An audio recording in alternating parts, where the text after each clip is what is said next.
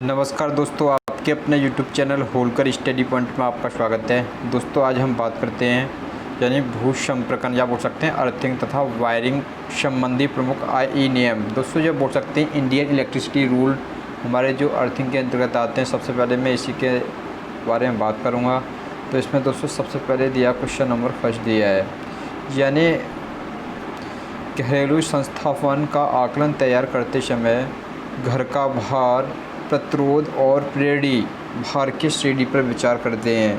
तो सबसे पहले हमें जो कोई तुम्हारा यानी डोमेस्टिक इंस्टॉलेशन का आकलन करते हैं उस समय हमें हमेशा यानी जो घर का लोड है और उसका प्रतिरोधक और प्रेरणी भार की श्रेणी पर विचार करते हैं। क्वेश्चन नंबर इसी में 2 की बात करें तो जो क्वेश्चन नंबर 2 दिया है, घरेलू संस्थापन या बोल सकते हैं डोमेस्टिक इंस्टॉलेशन का आकलन बनाते समय भार का आकलन सारे वैद्युत उपकरणों के शन निर्धारण का KW के योग के आधार पर किया जाता है। दोस्तों जो भी जो हमारे डोमेस्टिक इंस्टॉलेशन होते हैं उनमें जो उनका जो आकलन बनाते समय जो लोड होता है दोस्तों, और लोड का क्या करते हैं आकलन करते हैं। जो भी तुम्हारे वैद्युत उपकरणों के जितने भी तुम्हारे घरों में जो लगे होते हैं उनका सभी का योग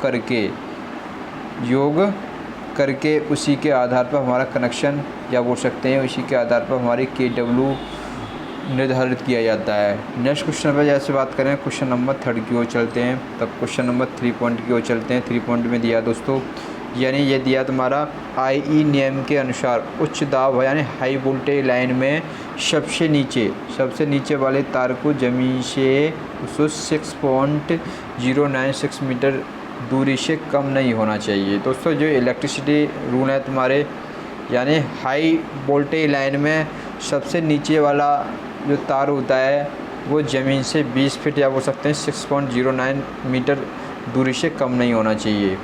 क्वेश्चन नंबर 4 की ओर चलते हैं, यानी 4 दिया तुम्हारा दोस्तों इसी में, यानी IE नियम के अनुसार। दोस्तों किसके अनुसार? IE नियम के अनुसार जो तुम्हारे ये दिए हैं तुम्हारे IE नियम के अनुसार निम्न व मध्यम वोल्टेज लाइनों हेतु सबसे नीचे वाले दोस्तों से तुम्हारे सबसे नीचे वाले या बोल सकते हैं तार की ज़मीन से 5.791 या बोल सकते हैं 19 फुट दूरी से कम नहीं होनी चाहिए।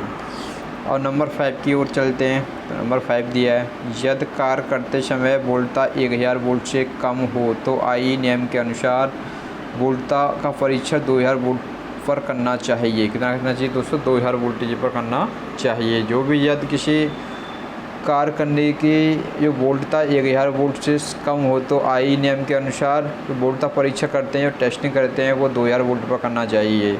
नेक्स्ट क्वेश्चन की ओर चलते हैं दोस्तों। क्वेश्चन नंबर दिया तुम्हारा इसी में 6 की ओर चलते हैं। तो 6 पॉइंट की ओर चलते हैं। तो 6 पॉइंट में दिया तुम्हारा IE नियमन क्या बोल सकते हैं, जो IE नियमन के अंतर्गत 3 फेज 4 वायर। दोस्तों बात कर रहा हूँ मैं 3 फेज 4 वायर सिस्टम उत्पादन प्लांट उपकेंद्र और वितरण तंत्र पर भूमि से संबंधित अर्थ होना चाहिए। दोस्तों भूमि से संबंधित क्या होना चाहिए? अर्थ होना चाहिए। जो भी दोस्तों इंडियन इलेक्ट्रिसिटी रूल के अनुसार जो भी तुम जैसे कोई प्लांट या कोई सब स्टेशन या उपकेंद्र सही या हम वितरण तंत्र सही, तो भूमि से हम क्या करना चाहिए? हमेशा अर्थ करना चाहिए। तो क्वेश्चन नंबर 7 की ओर चलें। तो 7 दिया है, यदि भूमि प्रतिरोध स्वीकृत मान से अधिक है। दोस्तों जो हमारा भूमि का प्रतिरोध कैसा है? तुम्हारा स्वीकृत मान से कैसा है? अधिक है। एक अतिरिक्त इलेक्ट्रोड भूमि इलेक्ट्रोड के समांतर में लगा देते हैं। दोस्तों जो समांतर में लगाने की कंडीशन से क्या हो जाता है? रेजिस्टेंस कैसा हो जाता है? हमारा कम हो जाता है। देखा होगा दोस्तों जो तुम्हारा रेजिस्टेंस का फॉर्मूला होता है समांतर में क्या होता है? समांतर में जो रेजिस्टेंस होता है वो सबसे छोटे से छोटा रेजिस्टेंस हमें प्राप्त होता है। नेक्स्ट क्वेश्चन की ओर चलें। क्वेश्चन नंबर 8 की ओर चलें दोस्तों। तो 8 दिया तुम्हारा दोस्तों 8 दिया IE नियमों के अनुसार। दोस्तों किसके अनुसार? तुम्हारे IE यानी इंडियन इलेक्ट्रिसिटी नियम के अनुसार इलेक्ट्रिकल मशीन के संस्थापन करते समय मेन स्विच 1.5 मीटर की ऊंचाई पर हो और अर्थ वायर लगातार कंडक्ट पाइप से जुड़ा होना चाहिए। जो भी दोस्तों जो संस्थान करते समय जो मेन स्विच होता है दोस्तों हमेशा 1.5 मीटर की ऊंचाई पर होना चाहिए और अर्थ वायर लगाकर उसे कंडक्ट पाइप से जोड़ा जाना चाहिए, जिससे कि हमें यानी एक कंडीशन में जो अर्थ वायर का हम यूज करेंगे, ऐसी कंडीशन में हम करंट लगने की संभावना बहुत कम होती है। नेक्स्ट क्वेश्चन की ओर चलते हैं, क्वेश्चन नंबर 9 की ओर चलें। तो 9 दिया दोस्तों, यानी 9 दिया इस ट्रांसमिशन लाइन में टॉप पोजीशन पर दोस्तों क्या होता है, हमारा अर्थ कंडक्टर को रखा जाता है और जीआई तार होता है। दोस्तों ये क्या होता है, हमारा जीआई तार जो अर्थ होता है तुम्हारा अर्थ कंडक्टर होता है, ये किसका बना होता है, जीआई तार का बना होता है। दोस्तों ये सबसे क्या होता है, टॉप पोजीशन पर क्या होता है, तो ट्रांसमिशन लाइन हो तो टॉप पोजीशन पर अर्थ लगाया जाता है और सबसे नीचे दोस्तों लगाया जाता है न्यूट्रल, और बीच में क्या होते हैं आर भी लगाए जाते हैं। इतनी बात जरूर समझ में आई होगी दोस्तों। अब देखो क्वेश्चन नंबर 10 की ओर चलें इसी में। तो 10 दिया दोस्तों, तो 10 में पूछा है इसमें वल्केनाइज्ड इंडियन रबर और पॉलीविनाइल क्लोराइड। दोस्तों ये होता है वल्केनाइज्ड इंडियन रबर होता है VIR, क्या होता है दोस्तों VIR, और पॉलीविनाइल क्या दोस्तों, पॉलीविनाइल एंड PVC क्या होते हैं दोस्तों, PVC द्वारा इंसुलेटेड तार का चालक क्लीट वायरिंग में प्रयोग किया जाता है। इन दोनों का किसमें किया दोस्तों, क्लीट वायरिंग के लिए प्रयोग किया जाता है। अब दिया इसमें नेक्स्ट दिया क्वेश्चन दिया इसमें 11 दिया है, घरेलू अनुप्रयोग के लिए भूसंपर्कन प्रतिरोध स्वीकार्यतः मान होना चाहिए 1 ओम से कम नहीं होना चाहिए। दोस्तों जो भी डोमेस्टिक्स तुम्हारे उनके घरों के लिए जो हमें जो आवश्यकता होती है उसका जो रेजिस्टेंस होता है दोस्तों कितना होता है, 1 ओम होता है। कितना होता है दोस्तों, 1 ओम होता है। अब देखो इसमें नेक्स्ट क्वेश्चन की ओर चलें। तो नेक्स्ट क्वेश्चन दिए क्वेश्चन नंबर 12 की बात करें तो 12 में दिया दोस्तों, यानी ये क्वेश्चन दिया तुम्हारा, यानी भूसंपर्कन के आधार पर क्वेश्चन दिए हैं तुम्हारे। तो भूसंपर्कन में दिया तुम्हारा गर्त के भीतर, दोस्तों किसके होता है तुम्हारे, गर्त के भीतर भूसंपर्कन इलेक्ट्रोड ऊर्ध्वाधर रखा जाना चाहिए। दोस्तों जो भी तुम्हारे अंदर हम जो अर्थिंग करते हैं तो अर्थिंग हमेशा कैसी होनी चाहिए, ऊर्ध्वाधर कंडीशन में उसे रखा जाना चाहिए। नेक्स्ट क्वेश्चन की ओर चलें। क्वेश्चन नंबर मैं बात करूँ इसी में, क्वेश्चन नंबर 13 की बात करूँ, किसकी बात करूँ, 13, यानी कारखानों में प्रकाश व्यवस्था के लिए गुप्त नलिका यानी वायरिंग या कंसील्ड कंडक्ट वायरिंग का प्राथमिकता दी जाती है। दोस्तों हमें जो भी कारखाने होते हैं और प्रकाश व्यवस्था के लिए हमें क्या होती है, जो गुप्त नलिका वायरिंग जो यूज की जाती है वो होती है तुम्हारी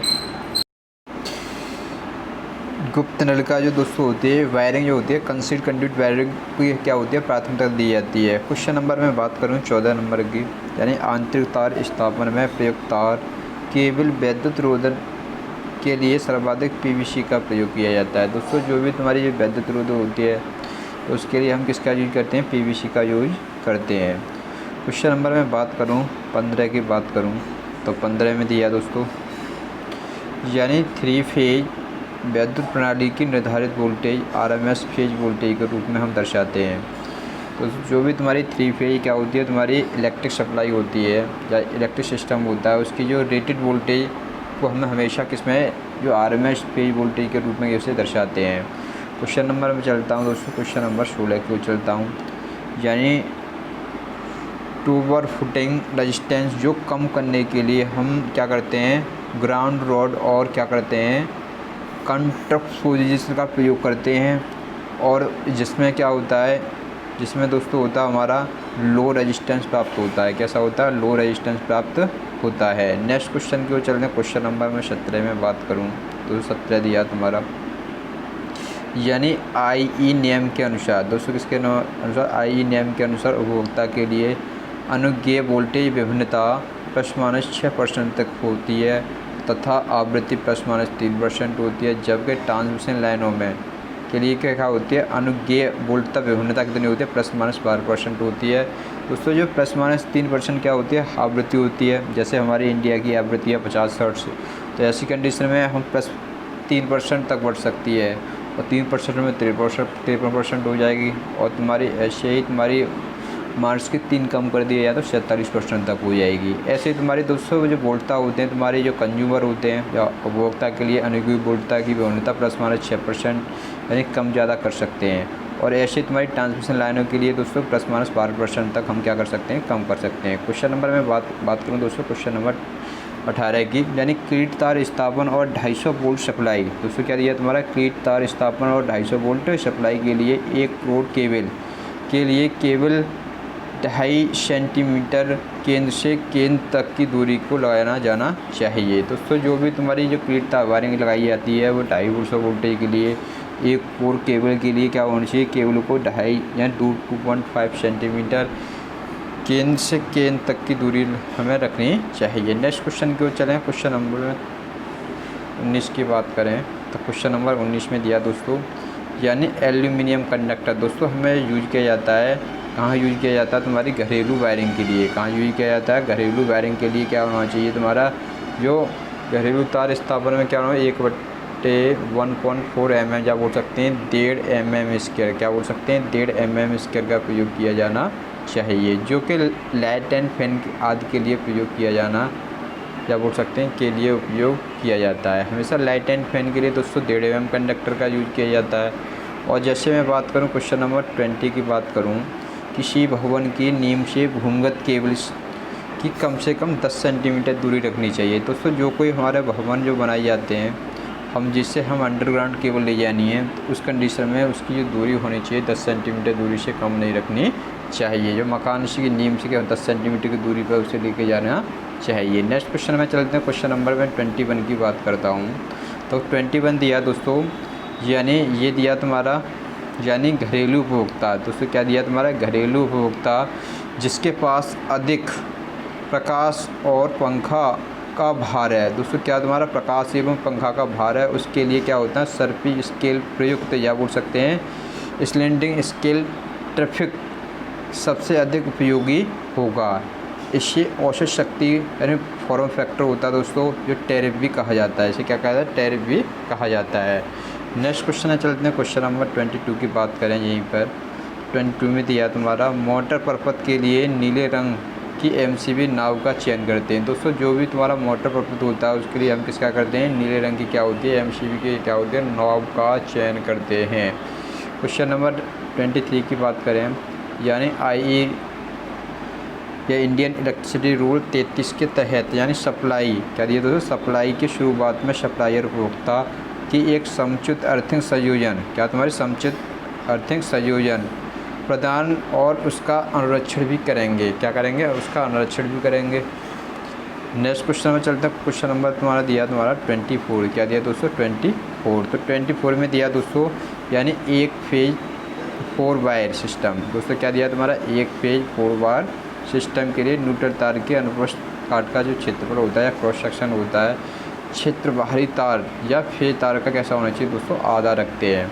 जैसे हमारी कोई 3 फेज 4 वायर सिस्टम है, उसके लिए तो न्यूट्रल तार होता है, उसका जो क्या होता है, अनुप्रस्थ काट का क्षेत्रफल होता है, और क्षेत्र उसके बाहरी तार या फेज तार का कैसा होना चाहिए, जो बाहरी तार होता है या वैसे फेज तार होता है उसका क्या होता है, आधा रखा जाता है। कैसा रखा जाता है, आधा होना चाहिए। जैसे हमारा 1.5 mm के तुम्हारे फेज कंडक्टर एल्यूमिनियम वाले यूज कर रहे हैं, तो इसका आधा होना चाहिए, लगभग बोल सकते हैं 0.75 mm स्क्वायर का होना रखना चाहिए हमें।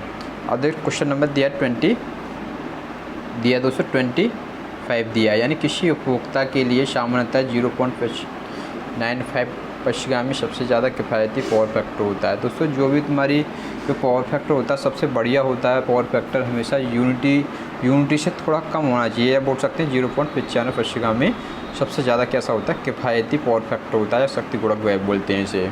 नेक्स्ट क्वेश्चन में चलते हैं दोस्तों। कुछ क्वेश्चन है तुम्हारे, जैसे भूमिगत केबलों का वोल्टता के अनुसार वर्गीकरण। तो इसमें क्वेश्चन नंबर 1 दिया है। तो दोस्तों ये दिया तुम्हारा, यानी निम्न वोल्टता बोल सकते हैं लो टेंशन, जो लो टेंशन केबल होती हैं दोस्तों, ये कितने की होती हैं तुम्हारी 1 kV बोल सकते हैं दोस्तों, एबव सम होती है तुम्हारी 1 kV की बनाई जाती हैं। और तुम्हारी कुछ होती हैं तुम्हारी उच्च वोल्टता में होती हैं दोस्तों, कौन सी होती हैं तुम्हारी उच्च वोल्टता में आती हैं तुम्हारी हाई टेंशन केबल होती हैं, और ये हाई टेंशन में होती है 1 kV से 11 kV तक होती हैं। नंबर 3 में बात करें, यानी श्रेष्ठ वोल्टता या बोल सकते हैं तुम्हारी यानी सुपर टेंशन केबल। दोस्तों सुपर टेंशन केबल होती है ये 11 kV से 33 kV तक होती है। नंबर 4 में बात करें, अति उच्च वोल्टता केबल या बोल सकते हैं एक्स्ट्रा हाई टेंशन केबल होती हैं 33 kV से 132 kV तक होती हैं। और दोस्तों कुछ होती हैं ESST होती हैं, यानी क्या होती है extra super high tension cable होती हैं, या बोलते हैं अति श्रेष्ठ वोल्टता केबल होती हैं, जो तुम्हारी कितनी होती हैं 132 से कैसी होती हैं जो तुम्हारी ऊपर वोल्टेज के लिए हमें यूज की जाती हैं। दोस्तों ये क्वेश्चन मैंने जितने भी बताए इनमें से ये जो तुम्हारे इलेक्ट्रिकल डिप्लोमा वाले स्टूडेंटों के लिए भी तुम्हारे ये नियम आवश्यक हैं, ईडी सेकंड में भी आवश्यकता होती है। और दोस्तों जैसे यूपीसीएल जेईई में क्वेश्चन पूछे जाते हैं इससे संबंधित, यूपीसीएल टी2 होता है।